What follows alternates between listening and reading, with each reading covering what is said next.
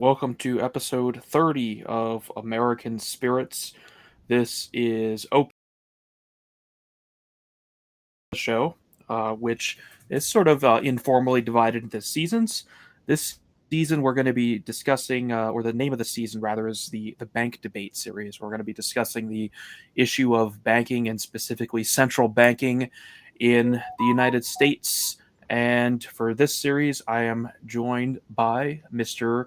George Bagby. How are you doing, sir? I'm doing great. It's good to be with you. You as well. And of course, we're also joined once again by Mr. Auberon Quinn, who may also have a special guest alongside him as well. To tell the truth, I am somewhat disturbed. When he learned the subject of tonight's stream, one Christopher Sandbatch got into his Jeep Wagoneer, drove all through the night from New Orleans, forced his way into my apartment, and is now holding me at gunpoint with what appears to be a black powder blunderbuss so that he could participate tonight. Can y'all hear me? Yes. Okay, good. I've wanted to come on this show for a long time, actually, but you all had the good sense so far to schedule it at the same time my show usually happening. And I just happen to not be in a situation where I can't really do it tonight. So rare opportunity for me to join American Spirits. Yes, certainly fortunate. And now with you here, the Library of Mass Destruction has in fact itself been destroyed. No. So yeah. Anyway, well, Mr. Bagby, you've kind of provided us with the outline for where you want to go with this series. I think we have less direct reading reference material than we normally do today. I'm not sure what you may have brought with you or not, but the first episode, this episode, is about finance and early American politics. And you wanted to discuss the origins of the Continental Congress to begin with, I think. How would you like to start? Yeah, this is a really interesting question because so many of these problems that come out of Washington's administration all go back to the people that actually put together the Constitution in Philadelphia, the people that debated it in the conventions. They all came away with different understandings of what they had accomplished. There was quite a bit of variance in opinion about what the Constitution was supposed to establish and what a federal union would look like. And the predecessor, the Articles of Confederation, are the best starting point for the conversation. So when I talk about problems related to the Federalist Party and especially its dissolution, I like to go back to the Articles of Confederation to begin that discussion. And it's important to remember that this was in living memory of most of the participants in this debate. Like up to people like James Monroe and John Quincy Adams, they actually were around and of age to understand what was going on. When the Constitution was first written in Philadelphia, they understood the Articles of Confederation. They understood the problems of the period, and also the particular financial problems that ended up basically dooming the Articles to oblivion. So the independence is declared by the Continental Congress. The Continental Congress is a really curious body. And I like to remind my students that assemblies had been forbidden by the so-called Intolerable Acts by Parliament in King George. And yet the Continental Congress does assemble. So it's an outlawed body. And it is a certain variety of American that's interested in this body. According to future President John Adams, it constitutes about a third of the population that is of patriot conviction. So they're representing this particular organized elite We like to look back on this generation with great veneration. We call them the founders. It's the founding generation. So these are people like Patrick Henry and John Hancock, John Adams, George Washington, and the like. They pass by the unanimous vote of the states. So every state in the Continental Congress has only one vote. Every state sends a committee of representatives to the Continental Congress. They argue among themselves about how to cast their state's vote, and then vote by majority, the majority taking the control of that one vote controlled by that state. They vote unanimously for the declaration. They then constitute the Articles of Confederation, which are submitted to the state representative bodies, the House of Burgesses in Virginia, the legislature in Massachusetts, Patriot legislature, obviously, because the King's legislature had been abolished when Massachusetts charter was rescinded by Parliament. So they've reorganized their parliamentary body there, and it's of thoroughly patriot disposition. You could hardly imagine a loyalist joining with such a group at this point, after Lexington and Concord and everything. And these state bodies then ratify through unanimous consent the Articles of Confederation. So there are certain, factions in those bodies that are dissenting to it to some degree, but the majority has it. The states all ratify the Articles of Confederation. And that's our first Union Constitution. It famously claims, oh, yes, go right ahead. No, please finish what you were saying. Yeah, they say that it will be a perpetual union of the states, a firm alliance and confederation. And so they're joining together for strictly defined purposes, for foreign policy, to wage the War of Independence, and so on. And in the Union, all the states are entirely equal. As in the Continental Congress before, every state has one vote. And according to the Articles of Confederation, every state also has a veto power. So the states are all treated as sovereign actors under the Articles. Does anyone have anything to add on this? Just that the affectation of this union and this independence was attended by no small amount of debt. Absolutely. So the Articles do not provide for any taxing power. And this is the source of all kinds of problems. And it could be easily foreseen, perhaps. We could refer to King George himself when he meets with United States Ambassador John Adams, who is sent to the court of St. James. He says, "I do fear the Americans may suffer for lack of a king." And it's this kind of wistful and poetical remark from good old King George. I rather like him in that moment. But the problems of the Articles are multiplied by their inability to discharge any of their obligations. So the Articles of Confederation provide for the states to be requested for funds. The Continental Congress can come hat in hand and say, please, please pay your share of the war bills. And the states have it in their power to say no.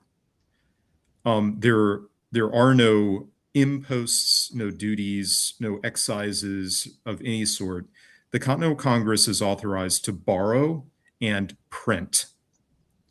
And so that's what they do. Of course, the Kingdom of France gives us very generous loans to finance the war, and even send their army and navy to assist us, most famously at Yorktown. The Dutch Republic also recognizes us and funds us.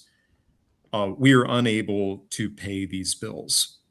this is such a difficult problem that the Congress, which is the only branch of government under the Articles, there is no federal court, there is no executive, there is only Congress.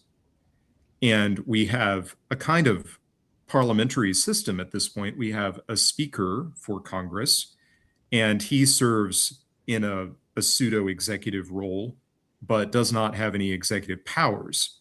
There are no powers of compulsion in this. And the Continental Congress prints money to try to discharge their debts, pay their bills, and so on. The continental dollar is inflated out of existence. And finally, well, let's see, it isn't repudiated. Does anyone know the status of the continental dollar after Philadelphia? Are they redeemed at some point? I believe we covered this when we... Yeah, we did. Thinking back to our Articles of Confederation streams, one of the driving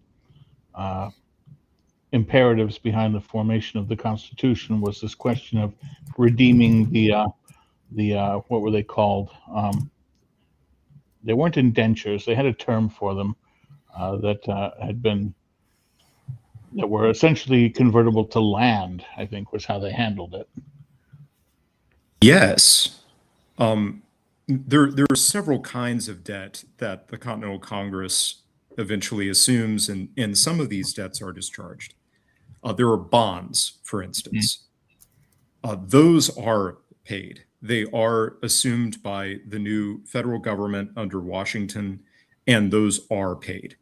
But the dollars themselves that the Continental Congress prints, they may have ended up getting repudiated, because we have that famous saying in America, it's not worth a continental. And that's a reference to the continental dollar and its worthlessness. No one wanted to accept it as any form of payment. It was technically redeemable in payment of taxes, but that was really the only instance where anyone was wanting to use these dollars. They were inflated into oblivion. And this was such a big problem. The troops were not paid for years. And by the end of the War for Independence, the troops are increasingly restive. We have the Newburgh Conspiracy in 1783, which takes place right outside of West Point in New York State. And this apparently was organized partly by General Horatio Gates himself, the hero of Saratoga. We know that his close associates, his personal secretary, was directly involved, and we assume that Gates was moving things behind the scenes somewhere. It would have needed someone with stature, and Gates did have some of that in spite of the disaster in South Carolina. He was the hero of Saratoga. So next to George Washington, he's the most well-known general in the war, arguably. You have Shays' Rebellion in Massachusetts in 1786, and that was all unpaid veterans. They'd come home after years of service, and now their farms are in receivership. And they're going to the courthouse in Springfield, Massachusetts, to have their farms auctioned off. And the war veterans instead intimidate the local judges, chase them out of town, and refuse to allow them to hold court. And this was an effort of protest on their part. In Newburgh, it was more organized. The Continental Army at Newburgh was planning on marching on Philadelphia and seizing the treasury. So it would have been an actual coup in that case, a failure of the articles. They've been overthrown by the unpaid soldiers. Now, all of that said, the articles did have some notable achievements. They do successfully ally with the Dutch and the French. They do get recognition from abroad. They do successfully prosecute the war, albeit with borrowed and increasingly inflated currency. They do win our independence. They do secure the Treaty of Paris. And because of the situation on the continent, the king cedes to the Americans the old British Northwest, which had formerly been part of the province of Quebec after the Quebec Act. This is a huge area.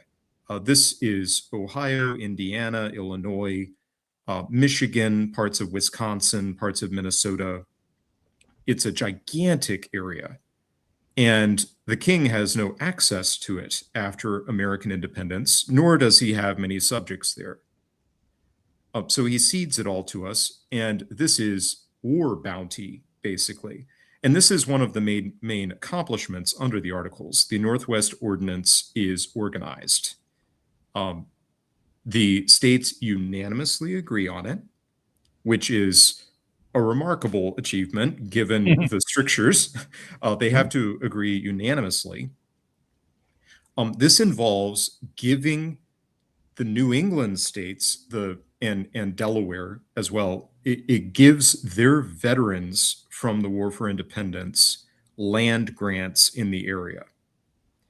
And Connecticut manages to get a whole area in the north of Ohio, which they had laid claim to. They kind of leapfrogged over New York State and Pennsylvania, and claimed the northern part of Ohio. And so they actually get a very special sort of dispensation in the Northwest Ordinance. They get what's called the Western Reserve of Connecticut, which is still a name on the land up there. It's the Cleveland, Akron area. And you have Case Western Reserve University up there, and it bears the name of the Connecticut Western Reserve. So that was all meant for the farmers of Connecticut to go and settle their second and third sons out west. But Ohio was quite a boon for this whole organization. This was a way to settle the arrears with veterans. They were given land grants in Ohio. And a lot of the New England states in particular were doing that because they didn't have any Western lands to sell off. This is an important detail because it does come up later on. Access to the Western lands is a major political football in coming years and negotiations. So later on, advocates for the Articles, though they're quite willing to say we need to make this more workable in some way or another, they're kind of vague on the points and proposals of reforms for the Articles. The anti-federalists who oppose the Philadelphia Constitution, they point out the successes of the Articles. Well, we did win our independence with these. You can't say they're worthless. So that's their point to some degree. But we've got no taxing power under the Articles. We have mounting debts which embarrass us and discredit us abroad. Poor King Louis back in France, who was one of our greatest friends, he is financially humiliated in the years following our independence.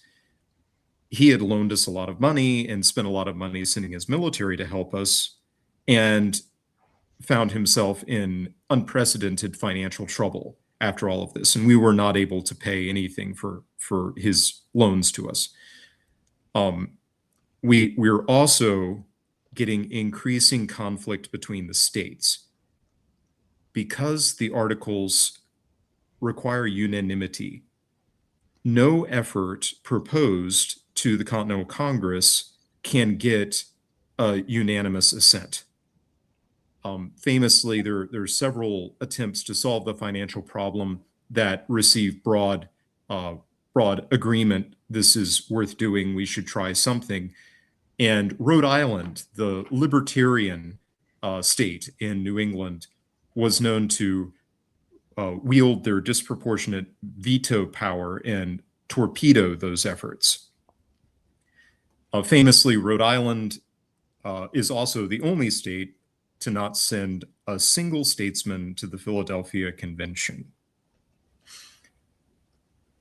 So they're a peculiar group there. They have a very entertaining colonial heritage, the libertarians of New England.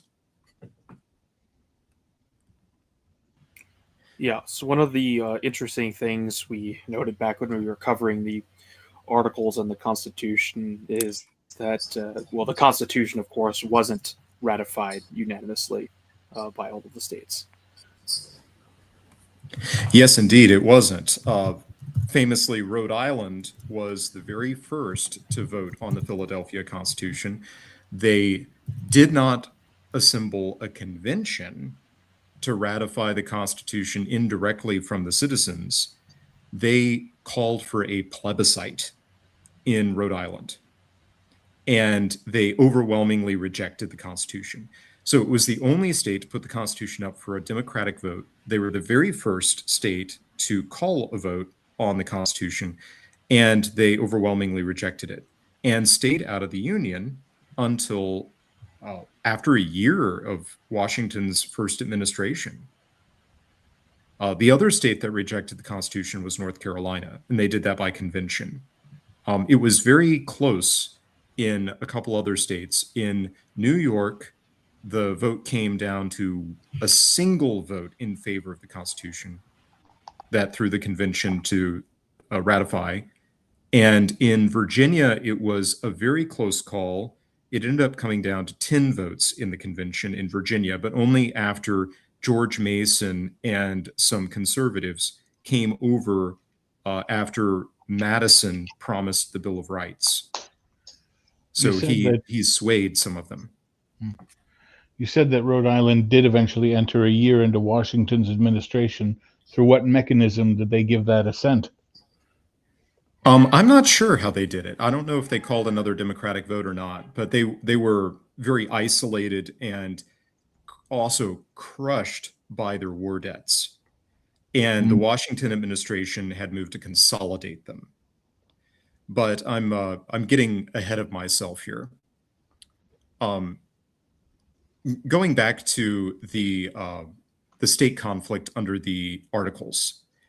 So the states, in spite of the Articles giving strictures on what the states were allowed to do, the states found themselves more and more reliant on their own resources because the Articles, because the Continental Congress under the Articles was known for getting nothing done. No matter how pressing the business was, they could not pay their own soldiers. They could not discharge their debts to foreign powers. They couldn't pay their own financial backers. The patriots who had bought bonds to support our effort for independence were being bankrupted. Famously, Robert Morris, who is like the financial whiz behind the Continental Congress, he eventually goes to debtor's prison because he had invested his wealth in independence, and he is ruined by the ineptitude of the Continental Congress and their inability to discharge their debts. And that is not just in the least. When you win, when your side wins and you've got independence, you should not be asked to go bankrupt for your victory. So the states increasingly opt out of the procedure in the Continental Congress. They keep their statesmen at home. All the ambition is back in the states, the individual states, the most capable, the most ambitious, the most eloquent, the most inventive. They all stay home because that's where the action happens. They go to their own state capitals. And in spite of the Articles giving strict limits on what the states can do in this confederacy, they say, among other things, no state shall send any embassy to or receive any embassy from any king, prince, or state. It says, no two or more states shall enter into any treaty, confederation, or alliance without the consent of the United States and Congress assembled. No state shall lay any imposts or duties which may interfere with any stipulations and treaties entered into by the United States. And no states can keep any vessel of peace without the consent of Congress. All of these are matters the states are increasingly getting involved in. There are lots of threats being bandied about by the state legislatures. When they find just the Continental Congress that is suffering under this heavy load for war debts, it's the state legislatures themselves. So they are raising taxes, and in places like Massachusetts, where John Hancock and Sam Adams have come to be in charge, they are setting up inflationary financial organizations, promising all sorts of things and just printing money to fund it, and kind of reenacting the folly of the Continental Congress on a state level. And the states are talking about passing taxes on each other, like collecting duties from over the border with their neighboring states that are in union with them. And the Continental Congress has no executive to control for any of those possibilities. So really the main incentive for the Federalist organization is the great worry of the statesmen, the supporters of the Union, after Shays' Rebellion in particular. So there's an awful lot of worry, especially in the coastal cities, which are where the merchant class is naturally. That's where the major investments are. That's where the few financial institutions are at the time. They are all paranoid that the rowdies from the countryside, who blame them for their own personal woes, serving in arms, winning independence, and not getting paid for it, and then, subjecting their property to foreclosure because of their own inability to discharge their debts. They are all increasingly paranoid that the masses will rise out of the countryside. The unwashed masses are going to come down into the cities and pillage them if they don't get their act together. So that's a real worry of the time. And George Washington starts an interesting correspondence kind of behind the scenes with his friends, with James Madison, with Alexander Hamilton, with John Jay and others, to call for a convention to amend the Articles. And this meets with success. There is a quorum in Annapolis.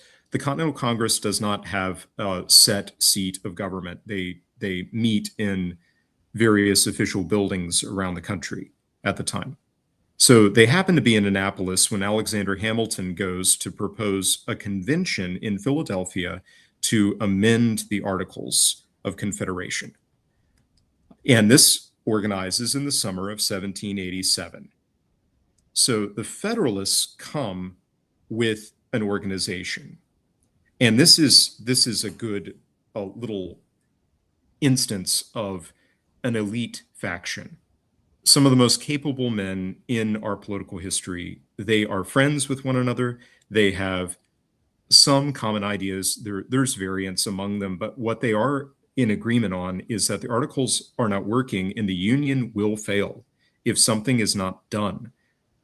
They are in agreement that something more than amendment is needed. So when the Philadelphia Convention meets to talk about amending, it's kind of thrown out at the very beginning. They say, yes, we don't want the Articles anymore. We need to come up with something new.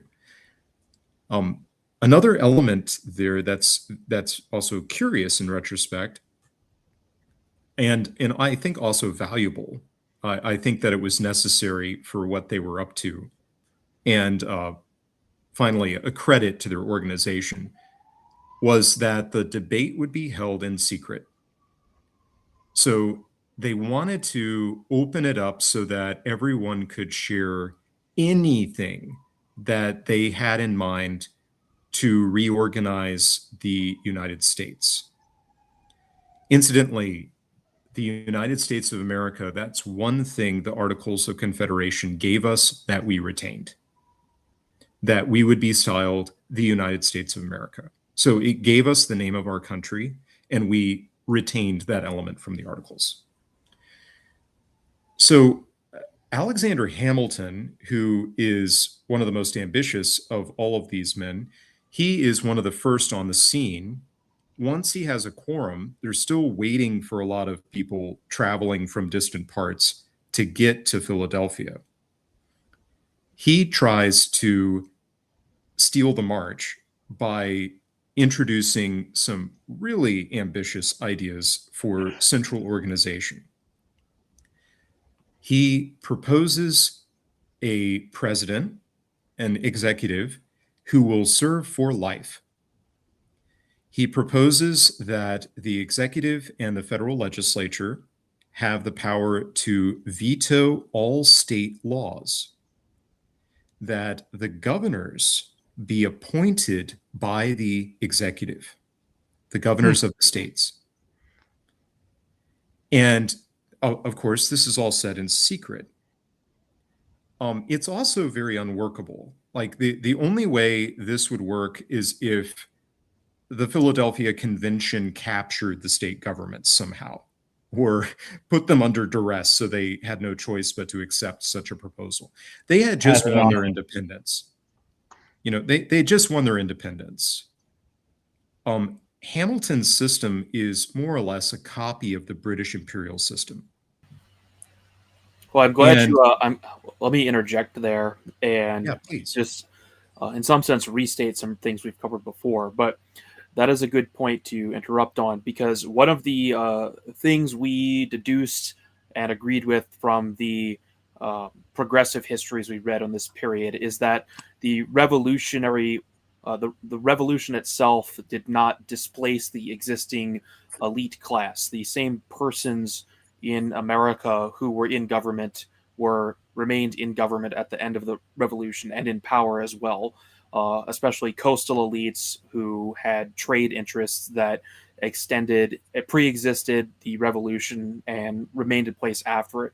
So although the power formally transferred out of Great Britain into America, it was much the same people who were actually in charge. So of course, naturally, you see them try to preserve the exact same institutions that were already in place that were serving their interests before. Yes, indeed. And it's part of a spirit of history that we do well to contemplate, that it takes all sorts to have a community, to have a state. You don't get rid of the elites and then have a functional state afterwards, right? You need capital, you need leadership, you need initiative, you need experience and such things.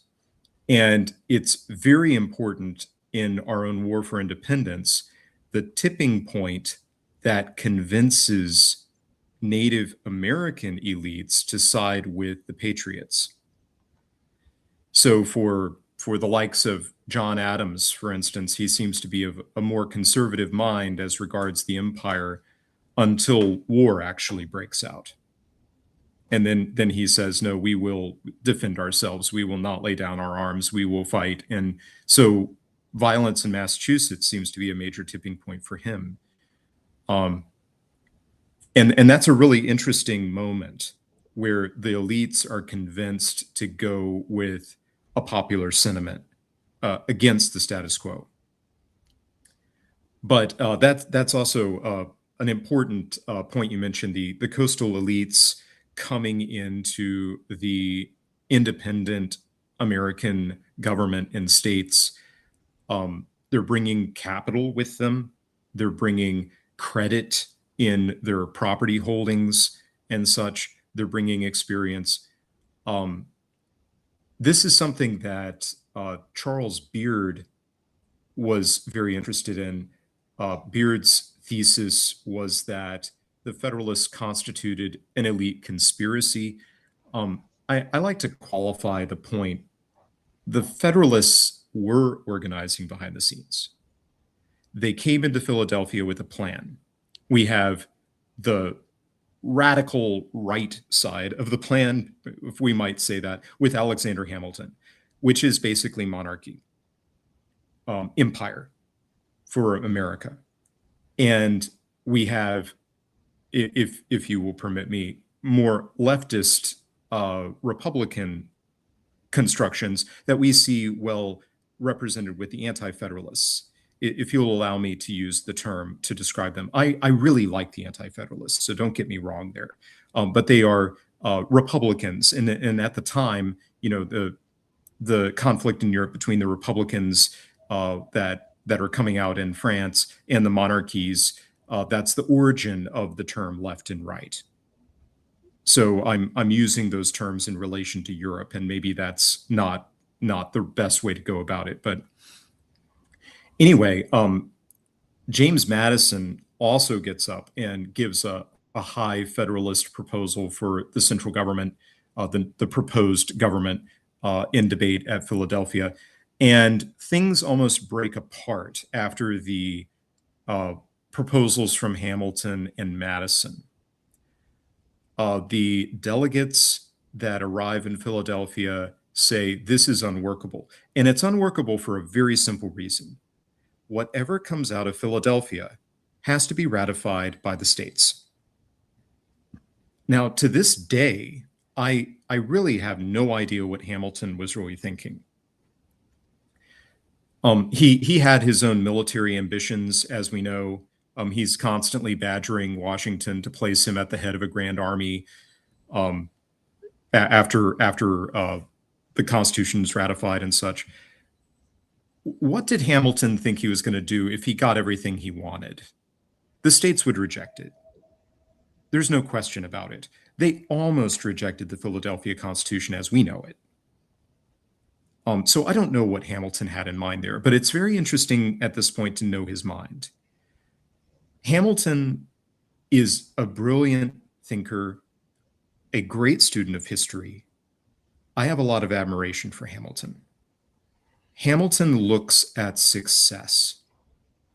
Herbert Agar said Hamilton worshipped bigness and success. And with the exception of England's loss of her American holdings, England was a great success story. The empire of the British is a great success story of how to organize and accumulate wealth and power and fame and all the rest. Hamilton was learning from them. In that vein of bigness and success, do you think it's possible that what Hamilton was thinking was he was engaged in a big ask?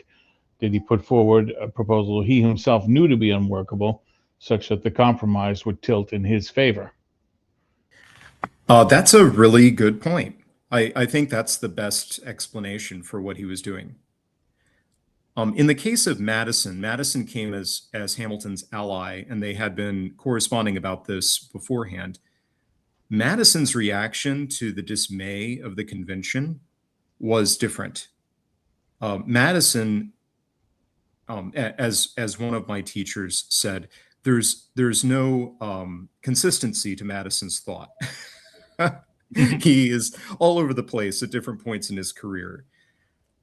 Later on, he's at Jefferson's side writing the Kentucky and Virginia resolutions in 1798, which is the great Federalist treatise of the time, Federalist in a different sense, in that it's all about states' rights. That's what Federalist means in that context. Yeah, we should note here, and we noted this earlier, the backwardness of the terms Federalist and Anti-Federalist. The terms, strictly speaking, should be completely reversed, but in context, the Anti-Federalists were the Federalist faction, and the Federalists were not Federalists at all. They were unitary in their ambitions. Yes, the Federalists, they were constantly facing charges of consolidation, that they were nationalists and not Republicans, that they wanted to destroy the prerogatives of the states. This was the great bugbear coming out of Philadelphia. So the Philadelphia Convention is a delightful study. It is a wonderful thing to go deep into. We have the Great Compromise, which I love to dwell on with the convention, brokered by none other than Benjamin Franklin. The big states wanted proportional representation. The small states were justly worried that if the big populous states had all the say, then they would have no say at all. And so Franklin brokered the bicameral legislature between them, preserving the equality of the states in the Senate. And that was the big salve for the small states. The House of Representatives is meeting the concerns of the larger populous states. And of course, we get the famous three branches of government from the negotiations in Philadelphia: the executive, the judiciary, and the legislative branches. I like to point out in my lectures on the matter, only 1/2 of one branch of this government was proportionally representative by design, and that is the House. The Senate was to be chosen by the state legislatures. They were supposed to be elder statesmen, so they're indirectly representing the people of their states. They're actually representing their state governments who put them in those positions. The executive, of course, is chosen by the Electoral College. The Federalists did not imagine that we would have political arguments about the executive branch. They thought that it would be a very an indirect means by which the state legislatures would propose qualified, impartial statesmen to become president. And this is actually how it worked with the election of Washington, where everyone was in general agreement Washington's the best we have for the role. And so he was unanimously elected. There was no race for the presidency. We only have one other example of that, and that's James Monroe. And that was when the Federalist Party implodes on itself and there is no opposition. And that's the only other example of a president that ran without opposition. But obviously, the Electoral College did not work as planned. The presidency is not above factional political squabbles. It is now the center of all of that. And political parties were a major oversight of the Federalists. They did not imagine we'd have political parties. But you're absolutely right on the point. The Federalists grabbed the term Federalist that their opponents had claimed for themselves. Federalism is an American invention. It is the division of two levels of government. We have a state level government in which we have an executive, a legislature, a judiciary, and then we have a central government, a higher level of government that is formed according to this generation, formed by the states for special purposes. So the federal government, its powers outlined in the Philadelphia Constitution, has its powers defined there, what it does, and the states do everything else. And so we have variance between the states at some level. The Constitution does regulate just how much variance there could be with the states. It does have a list of things states cannot do. But famously, we eventually get with the Bill of Rights, the 10th Amendment, which says anything not specifically listed in the Constitution is reserved to the states or to the people. So that's kind of a catch-all. It covers everything else in the Bill of Rights, because nothing else there is mentioned in the Constitution. So theoretically, we could just do with the 10th Amendment and which was kind of Alexander Hamilton's point. When Hamilton is opposing the Bill of Rights, Hamilton says, who would propose? The Philadelphia Convention, though delightful, it takes place in secret. We know what we know about the convention as the notes of the participants are published decades later. So it's not until much later that anybody knew what Hamilton had originally proposed. And of course, that enlivens his enemies to no end. And all of the Jeffersonians are constantly going back, well, you see what Hamilton was trying to do. And now his followers are doing those very things on all these different measures. So the debates there matter in the long run. But in the immediate term, the drama takes place at the state conventions. So Philadelphia produces a constitution. The Constitution itself contains the mechanism by which it will become the law of the land. So the final article of the mechanism, which is in derogation of the mechanism provided in the articles. Yes, indeed. It says that only 7 states have to ratify the Constitution for it to go into effect. Is it 7 or 9? 9. I think it was 9. Is it 9? Okay. So it has to be 9 states. It wasn't a mere majority is kind of the easy way to remember that. Yeah, that does make sense. So it has to be 9 states, but it leaves this loophole. It's ultimately in the hands of the states whether or not they want this union under these new terms.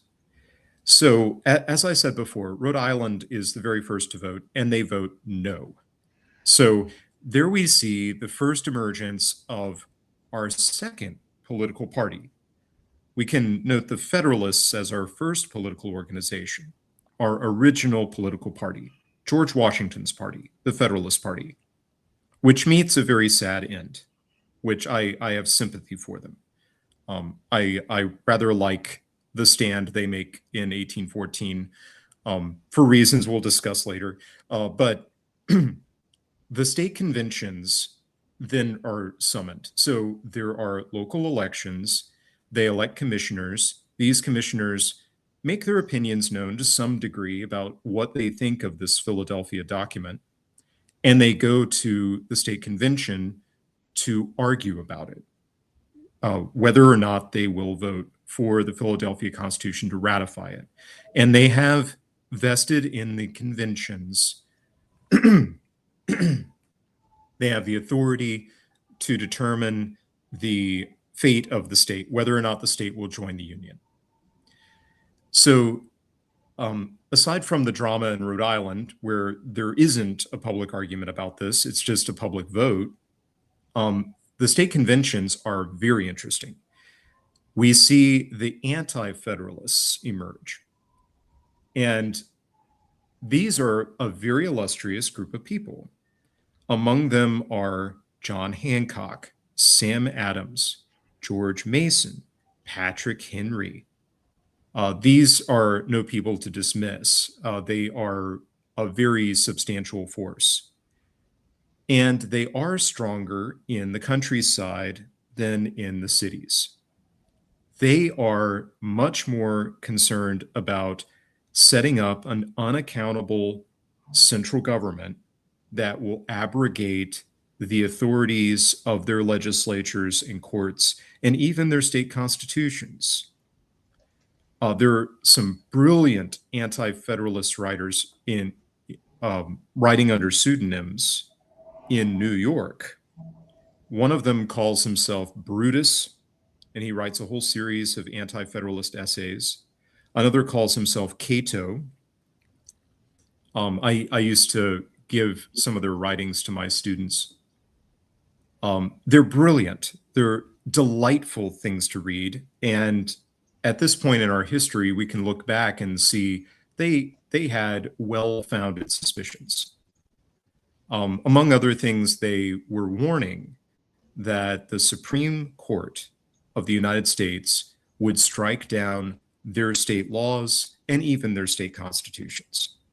And they were They were entirely vindicated on that. It took a little time, but it was quite so. They were very worried about the taxing power. This is the bane of the articles, of course, but these were people that had just fought a long war of independence against an unaccountable taxing power in a distant city. Why would they want to set up another such organization?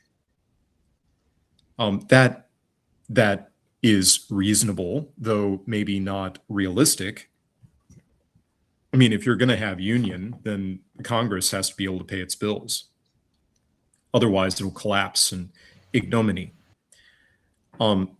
So on paying the bills as well, we should. It's worth reminding the listeners too of another issue in the background of all of this, which is exactly how that war debt was to be divided amongst all of the states. Was it to be divided into 13 equal parts? Was it to be divided proportionally based on population, etc.? So this is also happening in addition to the coastal elites versus let's say landowners or backcountry people or veterans. There's also the issue of how to actually divide up the obligations for that national debt. absolutely, and they are all also very concerned because of their own state level problems. Now, this is an inequity among the states. Some of the states have access to the West, and some of them do not. I don't really know how Delaware handled this, but the New England states were under a crushing load of debt. But other states with large frontiers or with access to Western lands, Georgia has incredibly huge land claims at the time.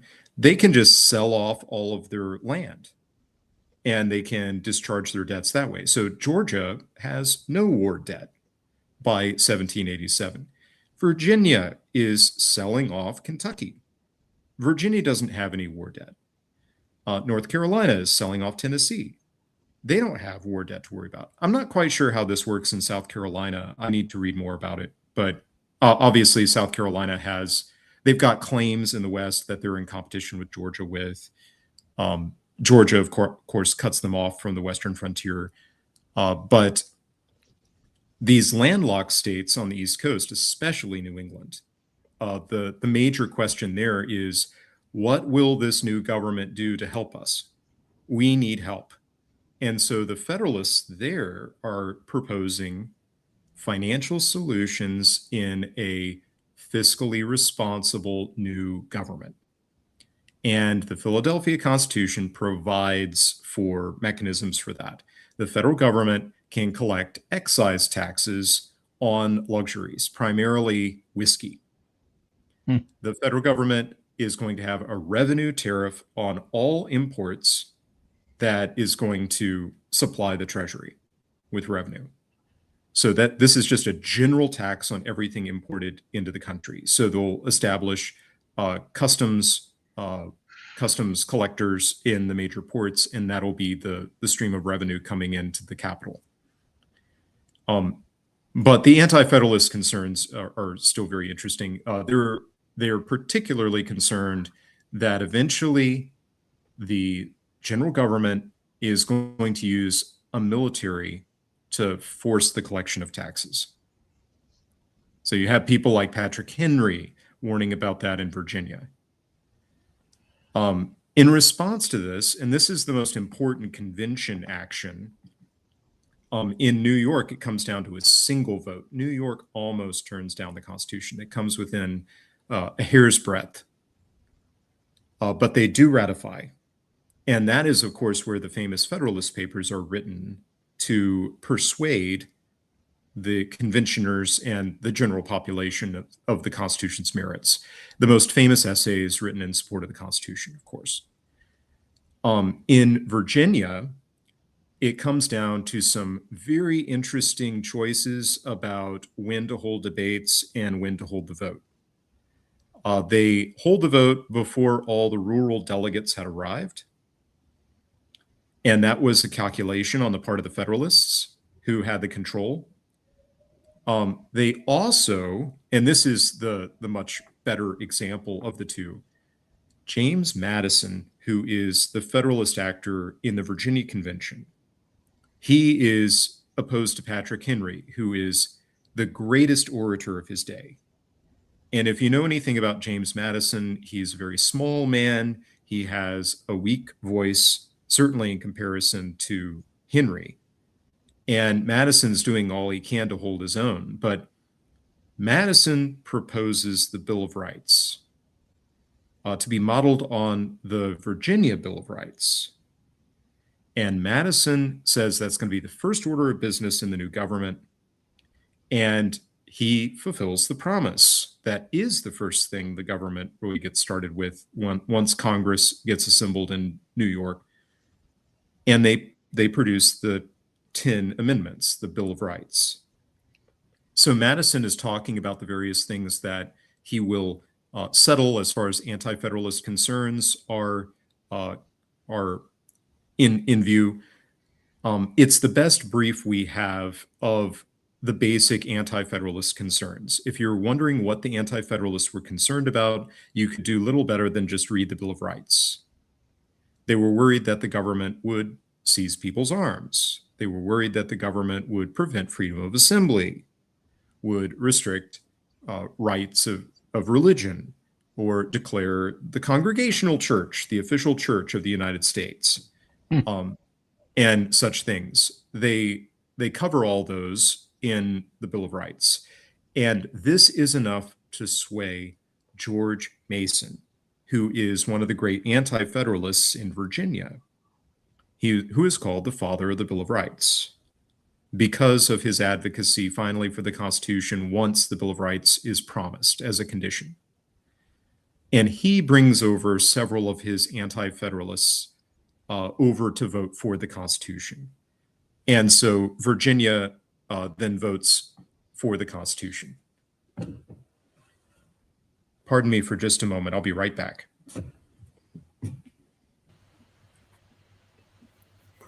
Yeah, no problem. So let's see. He mentioned the this idea of taxing whiskey, which viewers may have heard of the Whiskey Rebellion. You can see how this idea of levying a tax on something like whiskey would remind people of the exact type of taxes they had rebelled against during the administration. George Washington would never use the army to impose an excise tax. Yeah. Indeed. Sorry, my laptop was dying. I had to grab my charger. No big deal. But yeah, I thought that point might be worth raising. Just a bit of irony there while you were fiddling. Certainly, and that comes out in Washington's administration, the famous Whiskey Rebellion.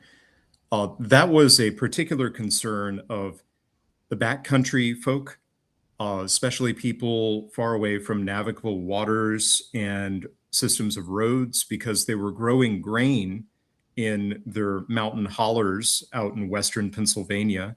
These are mostly Scotch-Irish people, actually, and they are disproportionately affected by that excise tax. So in response to the Whiskey Rebellion, we're kind of jumping ahead of ourselves there. It's interesting, Washington does round up the ringleaders. He brings them back to Washington or to New York in chains, or does he bring them to Philadelphia? Philadelphia might make more sense, but at any rate, wherever he does bring them, he does pardon them when he gets there, and the excise tax is then removed. So it's an interesting response. Hamilton was all in favor of executing them all as traitors, but Washington prevailed in that one. So the convention debates, just in a final point of emphasis, this is where the real statesmanship takes place. This is where we have an awful lot of great American ideas bandied about. We often refer to the Federalist Papers for inspiration and exposition of the Constitution, and they are our single best resource for that, as far as like determining what they intended, what they expected this all to look like, with the one of the major exceptions of their oversight, that they thought that the federal government would not have political parties. And this actually explains several of their curious constructions, like the Electoral College. This was Notwithstanding, they organized the first political party to get the federal government established.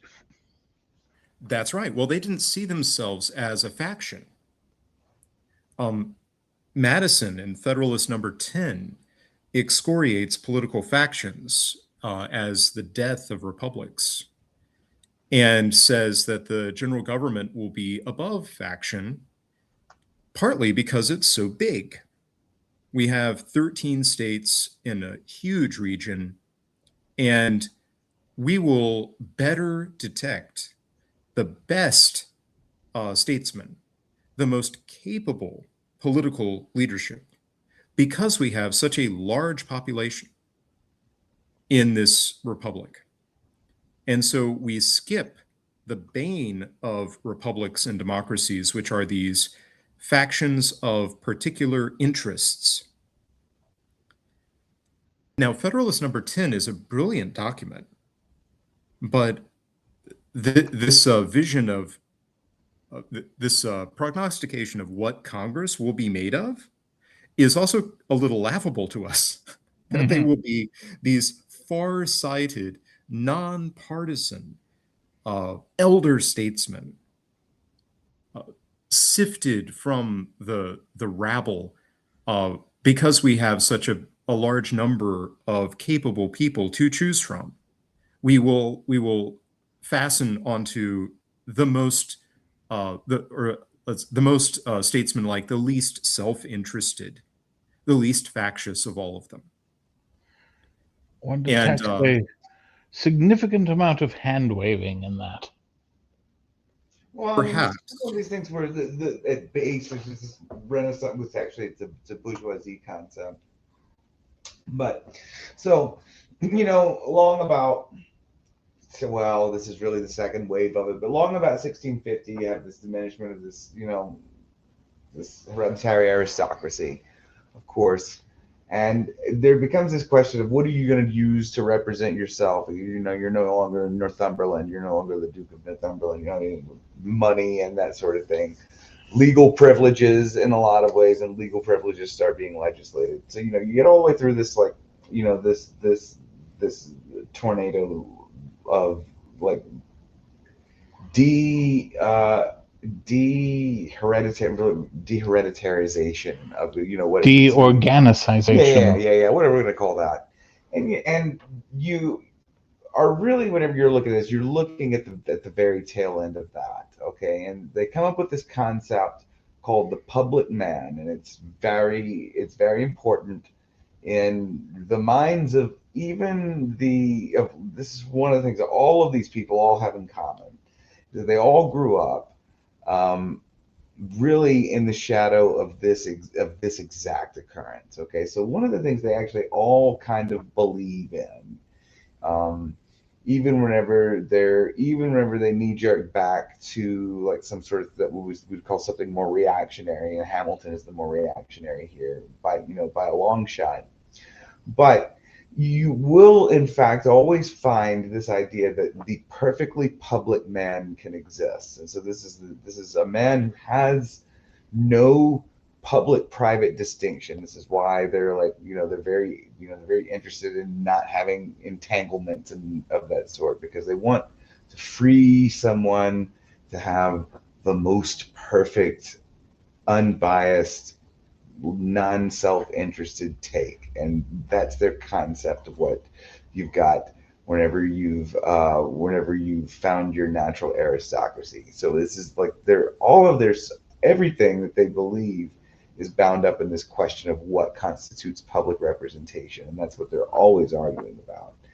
What's sort of interesting is that in the Federalist era, especially in the early Federalist era, and that original generation, you do still occasionally run across people like you do, especially in the South, especially in South Carolina, and in Georgia, you still run into people who like they are willing to go back to like sort of like totally genetic like or heritable transmission of elite status, but they very rarely totally publicly abjure what we would think of as the foundational English concept of the public man. So that's one thing you always have to remember. You think about this, like, yeah, that sounds retarded, but there's a sense in which they, as factions, are actually what they are is they're factions within a larger faction, and like the weird idealism that they draw sometimes is that like, okay, where is the line between what is factional and not, become, because okay, yeah, we're two factions inside this United States government, but yeah, Yeah, what is the United States government a faction inside of? what you're pulling at there was exactly my thought. Is that Madison, when he's saying there won't be factions, he's missing the point that he's already in a faction within a larger faction. He conceives of the body politic as being his faction, Yeah. and it does not occur to him, or at least not publicly occur to him, that there are other factions within the body politic with which to contend. And in that sense, the rise of a separate faction to his faction is fundamentally illegitimate in his mind. I think he comes around. Worth noting too that we actually covered this concept of the public man. I believe this came up in our stream on the Search for Order. Yeah, that sounds right. Which also covered the progressive era of American history. And I don't remember if this concept was referenced in Bellamy's book, Looking Backward, or not. But regardless, at the time, this concept had sort of come into the political fore again. This idea that with modern scientific progress, you'd see the emergence of like the perfect public figure who would act as a perfect scientific leader, not tainted by by factionalism or party politics or any subsidiary interests like that. So this is a theme that doesn't just come from older English political culture, but stayed with us up until the 20th century and until now as well. It's really interesting how the Federalists and Anti-Federalists are both using a lot of history in their arguments. The Anti-Federalists are saying that it's such a huge country, there are so many different interests. How can we come together in a national legislature and have all these common powers and prerogatives on the federal level? And the Federalists are saying, no, we really can. We can have these far-sighted statesmen. We aren't going to suffer the fate of the Greek democracies. You see this with John Jay in Federalist number 2, where he's saying we have the same ancestors, the same religion, the same manners, and so on. And they're emphasizing the benefits of union, the capability to have a Republican government in such a huge population over such a large area. This is really Madison's great point in Federalist 10, is he's saying the size is actually a benefit to us. And Sandy is entirely right. These are Enlightenment figures. They are great optimists. The Federalists are very optimistic. They have a vision. They say we just beat the greatest military power in the world. We don't have a king anymore. We have a representative government. We have a republic here, and we're starting something new. And we have so many reasons to take heart and be optimistic about all of this. And the Anti-Federalists, and this is really their downfall, the Anti-Federalists are not organized. They were not corresponding with each other before all this began. They didn't have a convention. They have no alternative. all they can do is worry about the excesses of the proposed new government. And they are vindicated in many ways, not always, but in many ways. But also that takes quite a long time for their worries to develop. They don't have any alternative to propose. And that is one of their major downfalls. That's one of the reasons why they fail. They're still using lots of really good historical arguments. I have a beautiful copy of Anti-Federalist Writings edited by Joseph Sobran. And I figure it's very hard to find. There was some series of books that was published at some point. There's a volume of John Adams's writings in that series, and a volume of John Taylor of Caroline in that series. I don't know what other books are in that series, but the Anti-Federalist writings are in there, and that's one of the most beautiful volumes.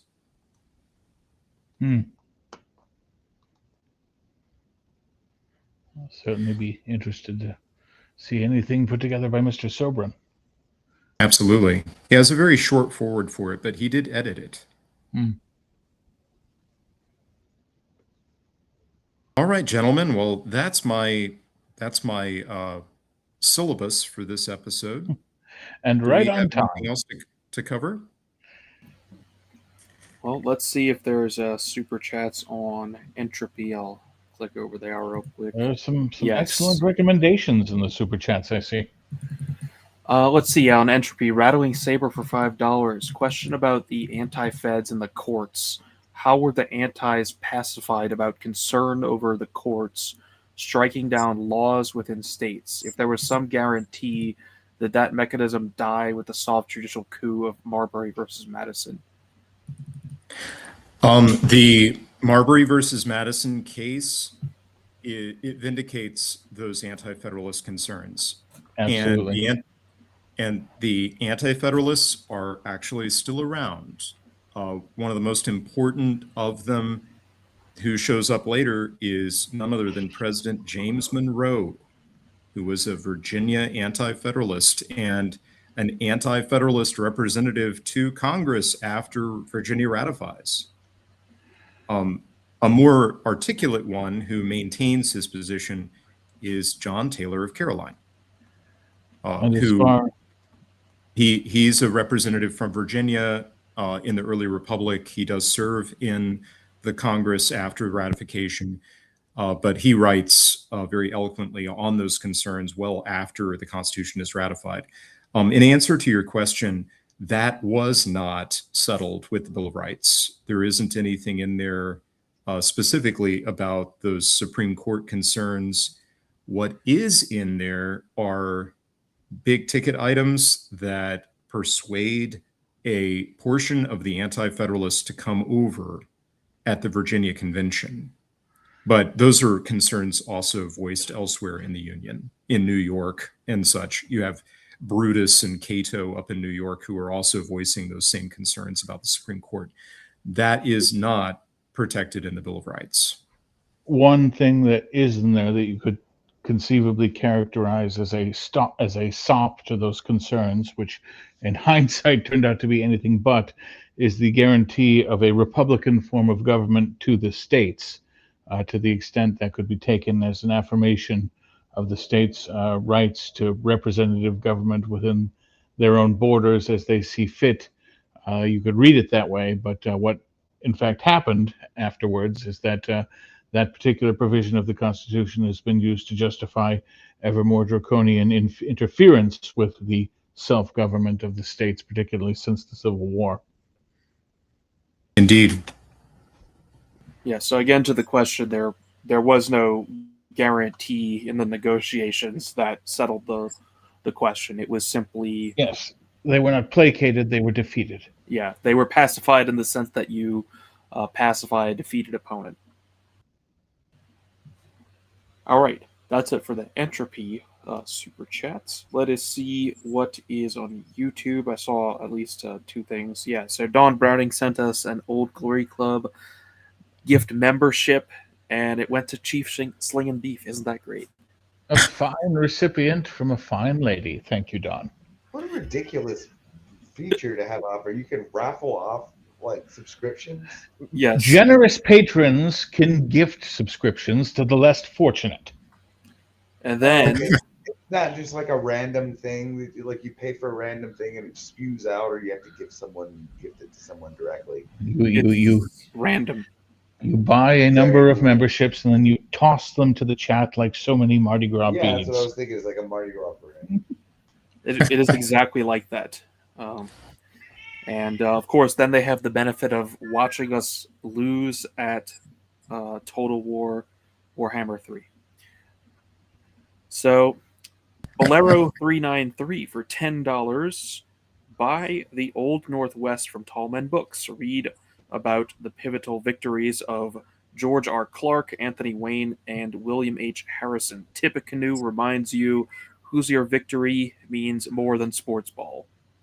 Indeed. Yes. Well, thank you for the recommendation. Of course, Tall Men Books is the publication outfit run by Mr. George Bagby, and your books are available on Amazon, right?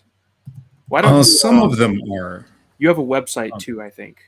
I do. And you get better deals on the books there. It's www.tallmenbooks.com. I wish we had thought of it, but we should add that to the description of these streams. Thank you. Yeah, that's a good idea. Right. I have your first one. Do you want to describe what your main series of books that you've been outputting for quite a while now is? Yeah, I'm republishing The Chronicles of America, which is a 50-volume series. It was meant for high schools and undergrads at college. And they were all written by scholars of their day, authorities. They're succinct. I'm adding appendices to some of them, primary sources. And my first volume that I published in the series was The Reign of Andrew Jackson, where I also included a lot of his public papers. Well, Max, for one, is very excited about this. I see on the Louisiana edition for Henry Watkins Allen, you put that really nice Confederate period state flag. Yes, indeed. Yeah, I edited the papers of Henry Watkins Allen and some of his, well, I guess it was some of his correspondence and some of his public papers from his term as governor in Civil War Louisiana. All right. Well, yeah. Okay. So thank you for that overview of the Confederation period and the constitutional period and discussion of the factions therein. And remember, chat, that the point of the exercise is to lay the groundwork for our coming multi-episode discussion of the Bank of the United States. Yes. It's going to be fun. All right, so yeah, thank you, Mr. Bagby, for helping us host this. And we get a last-minute super chat. Chief Slinging Beef, $5 again, or first for him, $5. Mr. Bagby, your reading of the MD Proclamation by Lee is a favorite. Just found 2 biographies on Crockett in my library. Also, The Plain Folk of the South. Excellent. Glad to hear it. Thank you. What is the MD Proclamation? I don't remember the abbreviation there. I recorded several letters and statements by Robert E. Lee on my YouTube channel, which you can find under George Bagby. And it is one of those. That's what he's referencing. Yeah, I'm guessing it's Proclamation to the People of Maryland by Robert E. Lee. There we go. That's what it is. Yeah, okay. That makes sense. Yeah, I'm not familiar with that. I'll actually go check out your channel. I didn't realize you did that sort of thing there. Great. Another thing we can add to the description. Anyway, thank you for the super chat, Mr. Chief Slinging Beef, and to Mr. Bagby for helping us with this series. Obviously doing quite a lot of the intellectual legwork, to be honest. But hopefully we can contribute more to successive streams. And yeah, thank you, Mr. Sandbatch, too, for Yes, signing thank you to Sam.